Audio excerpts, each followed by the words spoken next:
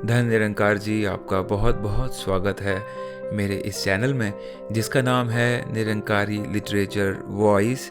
और इसके पहले ही एपिसोड में जब मैंने ये सोचा कि कौन सा एपिसोड लेकर आया जाए, वो कौन सी पुस्तक हो सकती है उस विशाल भंडार में से जो निरंकारी मिशन का लिटरेचर है, तो एक ही भाव मन में आया कि मेरे हरदेव से बेहतर और वो पुस्तक क्या हो सकती है शुरुआत करने के लिए।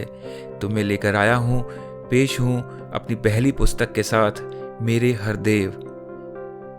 और इसके पहले ही पन्ने पर लाइनें अंकित हैं, वो मैं आपसे साझा करूँगा और इसी से अपने एपिसोड की शुरुआत भी करूँगा।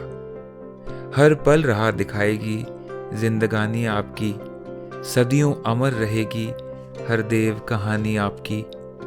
वैसे तो बाबा हरदेव सिंह जी महाराज के जो हमारे ऊपर कर्म रहे हैं, उनको किसी सीमित सी पुस्तक में या फिर किसी एक रिकॉर्डिंग में समा पाना बहुत मुश्किल है, पर फिर भी एक कोशिश है आपसे शेयर करने की कि वो शिक्षाएं, वो प्यार जो हमें सद्गुरु बाबा हरदेव सिंह जी महाराज का हमेशा मिलता रहा है, उसी से सीखने का और उसी को अपने ज़िंदगी में उतारने का, जिनकी कृपा से ही ये पुस्तक हमारे हाथों में आज है।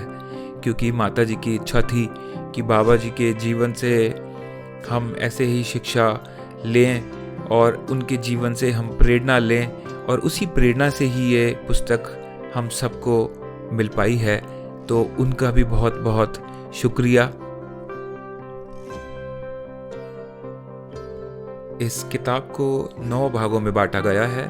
पहला जो भाग है वो है भोला हरदेव, दूसरा जो भाग है युवा हरदेव, तीसरा भाग सतगुरु हरदेव, चौथा भाग दिव्य हरदेव, पांचवा भाग युग दृष्टा हरदेव, छठा भाग उपकारी हरदेव, सातवां भाग कल्याणकारी हरदेव, आठवां भाग सदैव हरदेव, नौवां और अंतिम भाग हर दिल में हरदेव।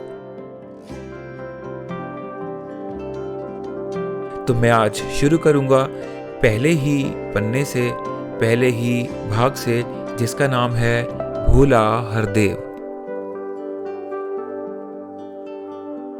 अलौकिक छटा थी अलौकिक नजारा, धरा पे जब उतरा मधुर रूप तुम्हारा, जिसने भी देखा यही मुख से निकला, ये नूरानी चेहरा है दुनिया से न्यारा। फागुन के महीने में जब प्रकृति वसंत ऋतु से धरती का नवश्रृंगार कर रही थी, फिजाओं में ताजगी छाई हुई थी, दिशाएं पुष्पित कलियों से सुगंधित हो रही थी। ऐसे खुशनुमा मौसम में 23 फरवरी 1954 मंगलवार को शाम 5 बजे दिल्ली में पिता गुरबचन सिंह जी और माता कुलवंत कौर जी के आंगन में दिव्य आभा लिए एक बालक का जन्म हुआ।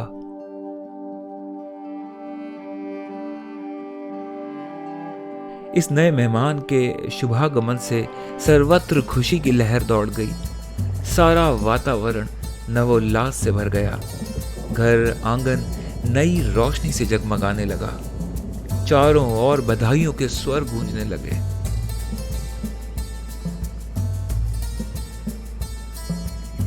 बालक के चेहरे की अलौकिक नूर हर किसी को अपनी ओर आकर्षित कर रहा था। दादा निरंकारी बाबा अवतार सिंह जी और दादी जगत माता बुद्धवती जी आशीषों का खजाना लुटा रहे थे। नाना मन्ना सिंह जी व नानी सोमावंती जी भी अपने प्यारे नवासे को गोद में लेकर अति प्रसन्न हो रहे थे। संत हों या सगे संबंधी, सबके हृदय लाखों शुभकामनाएं लिए इस खूबसूरत नूरानी मुखड़े की एक झलक पाने के लिए उत्सुक नजर आ रहे थे। और सद्गुरु बाबा अवतार सिंह जी इस बालक की दिव्यता को पहचान चुके थे। जब उन्होंने बच्चे का नाम हरदेव रखा तो हर दिलो जुबान से यही निकला कि यह बालक एक दिन हर हृदय का देव और हर जीवन का सहारा बनेगा। बालक की शालीनता सबका मन मोह लेती थी और शांत स्वरूप यही दर्शाता था कि यह कोई साधारण बालक नहीं है।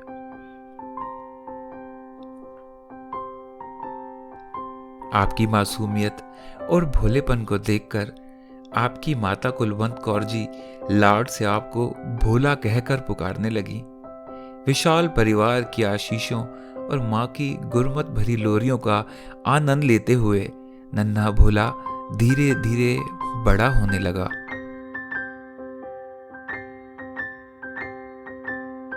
बचपन से ही आप में इस कदर पूर्ण समर्पण भरा हुआ था कि जब माताजी बड़े शौक से पूछती कि मेरा भोला क्या खाएगा, तो धीमी आवाज में एक ही उत्तर मिलता, आप जो भी खिलाओगे।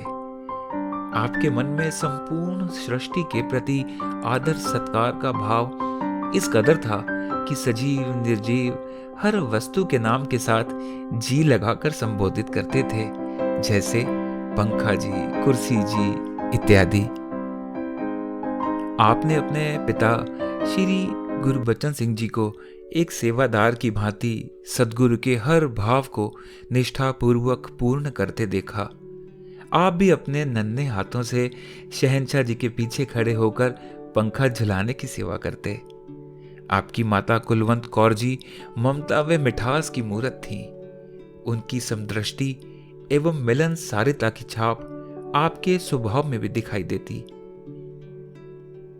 आप संतों में सेवादारों के बच्चों के साथ बड़े अपनत्व से घुल मिल जाते और उनके साथ उठने बैठने खाने खेलने में प्रसन्नता महसूस करते। गर्मियों के मौसम में जब खेलते खेलते गर्मी लगती तो आप सभी मित्रों को अपने घर ले आते और अपने हाथों से ठंडा शरबत बनाकर पिलाते। आपका सेवा भाव मित्रों का भी मन मोह लेता था।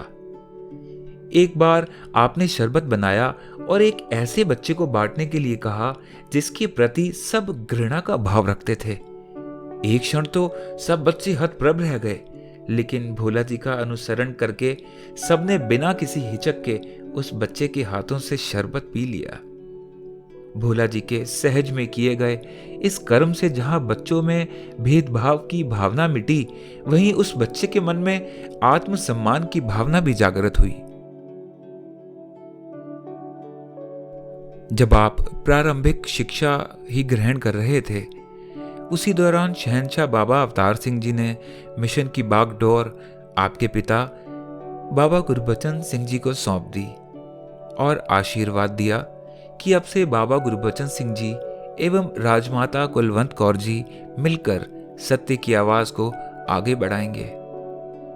शहंशाह जी ने राजमाता जी से निवेदन किया कि आप भी बाबा गुरबचन सिंह जी की कल्याण यात्राओं में साथ रहकर इस सत्य के संदेश पहुंचाने में अपना पूर्ण सहयोग दें। आप इस बात की चिंता न करें कि आपके बच्चे अभी छोटे हैं।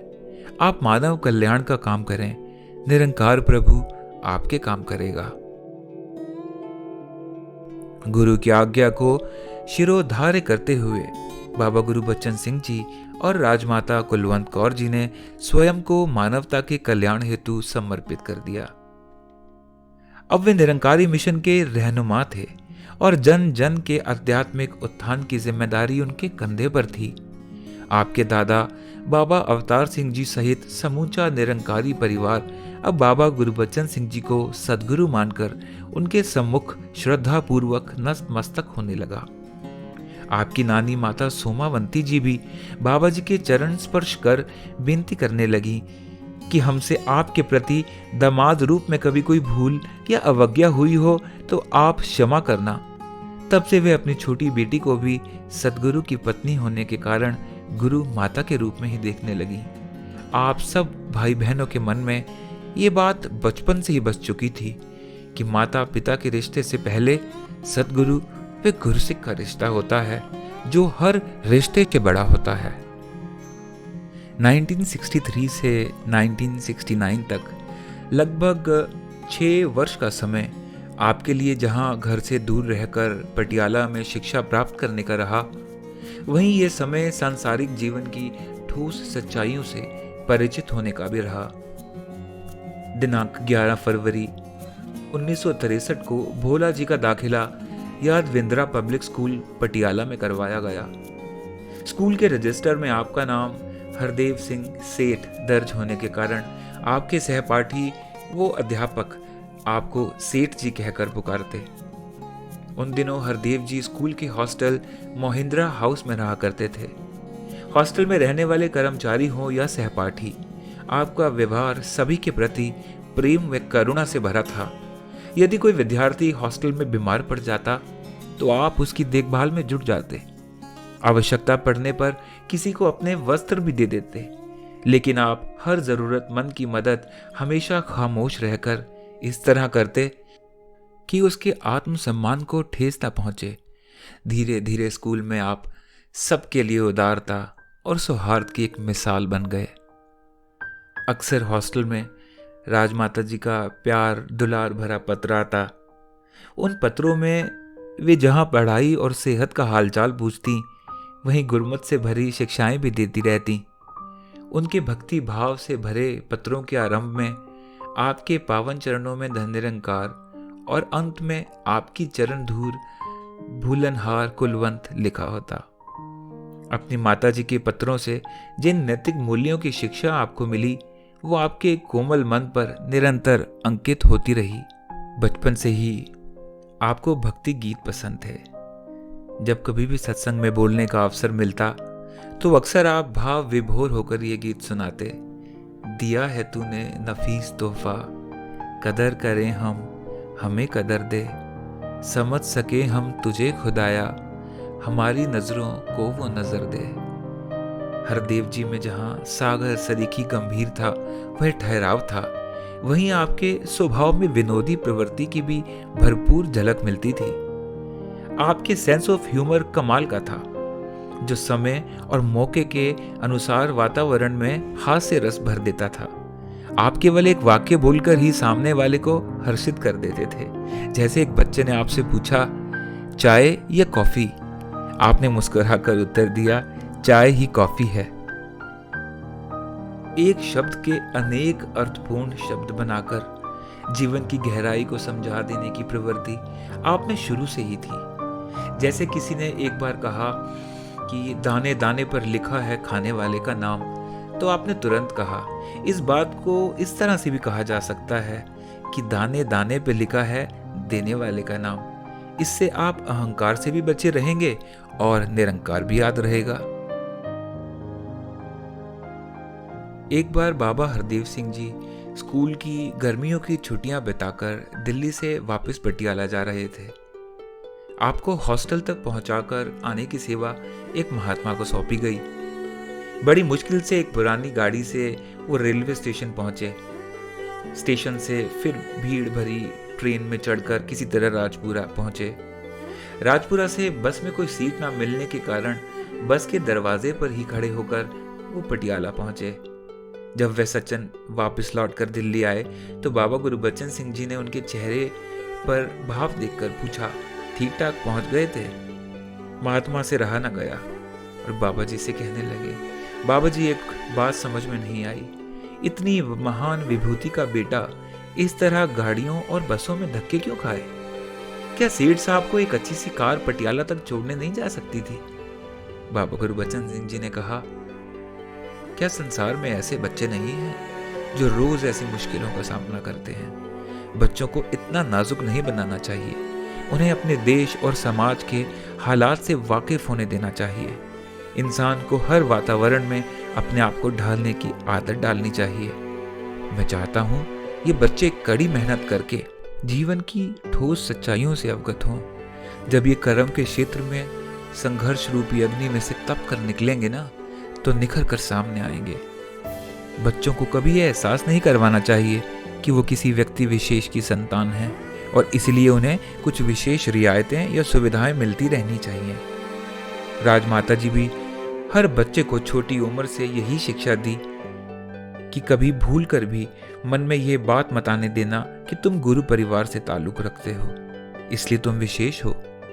अगर आपकी पहचान बनानी है तो साथ संगत की चरण रज बन के पहचान बनाओ। उन्होंने हमेशा न केवल मर्यादा का पाठ पढ़ाया, बल्कि उम्र व रुतबे को दरकिनार करते हुए सभी को सत्कार देने का भाव भरा। आपने बच्चों को सेवादारों के प्रति भी यही भाव रखने की प्रेरणा दी। ये सेवादार आपके सिर के साहिब हैं। ये अपने घरों को छोड़कर आए हैं। यदि कभी इनके प्रति सम्मान में अनजाने से भी भूल हो जाए तो माफी मांगने में जरा भी गुरेज ना करें। किसी नौजवान को बचपन से ही कठिन परिश्रम करने, सादगी और नम्रता से भरा मर्यादित जीवन जीने की शिक्षा मिली हो, वो निश्चित रूप से जीवन के हर उतार चढ़ाव में एक रस और सहज रह सकता है। हरदेव जी ने कभी सदगुरु बाबा गुरबचन सिंह जी की संतान होने के कारण किसी विशेष अधिकार या सत्कार की किंचित मात्र भी अभिलाषा नहीं रखी, बल्कि यदि किसी महापुरुष के द्वारा अन्य बच्चों को आपके प्रति विशेष ध्यान देने को कहा जाता तो आप उन्हें ऐसा करने से रोक देते। एक बार एक ज्ञान प्रचारक महात्मा आपसे मिलने के लिए याद विद्रा स्कूल गए और आपके चरणों पर शीश रखकर नमस्कार की तो आपके मुख से सहज ही निकल पड़ा, भाई साहब जी, आप ऐसा न किया करें। आप तो ज्ञान प्रचारक भी हैं, दास तो कुछ भी नहीं है। सरल हृदय होने के नाते आपको मान सम्मान से दूर साधारण गुरसिक के रूप में स्वयं को पेश करना अति प्रिय लगता था। तो यही वो कुछ हाइलाइट्स थे जो इस पहले ही भाग से लेने की कोशिश थी, और आशा करता हूँ आप सबको ये बहुत पसंद आया होगा और आप आशीर्वाद दें कि अगर जो भी कमियाँ इसमें रह गई हैं वो अगले एपिसोड में आप के आशीर्वादों से और अच्छे तरीके से इस सेवा को निभा पाऊँ, और अगली बार मैं लेकर आऊँगा भाग 2 यानी कि युवा हरदेव। तब तक के लिए धन निरंकार जी।